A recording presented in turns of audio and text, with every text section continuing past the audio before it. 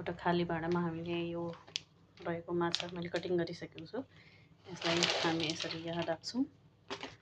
यसलाई कि यसमा माटो हुनसक्छ, बालुवा हुनसक्छ, त्यसैले यसलाई पहिला वास गर्न जरुरत छ। ठिक छ, अब हामी यसलाई धुन्छौँ। यो माछालाई हामी वास गर्छौँ, 2 चोटि वास गर्छौँ। यसलाई वास गर्छौँ फर्स्टमा। हेर्नुहोस्, यो माछा धोएर रेडी भइसक्यो। अब यसलाई हामीले पानीलाई फ्याँक्नको लागि एउटा यो यस्तो टाइपको छन्नीमा राखेर पानीलाई यसरी फ्यालिदिन्छौँ।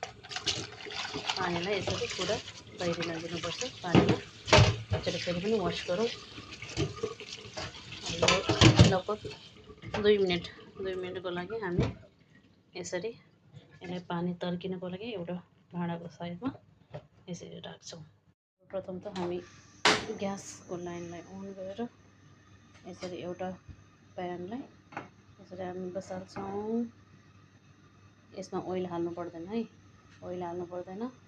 सो हामी जुन यो आइटमहरू छ यसलाई सबैलाई डाइरेक्ट हाल्न पनि सक्छौँ, एउटा गरेर हाल्न पनि सक्छौँ। यसमा कुनै प्रब्लम छैन। हजुरको मर्जीले फ्राई गर्न सक्नुहुन्छ है, तर म चाहिँ एकैचोटिमा फ्राई गर्दैछु। यो सबै आइटमलाई यसरी यहाँ राखेर फ्राई गर्दैछु।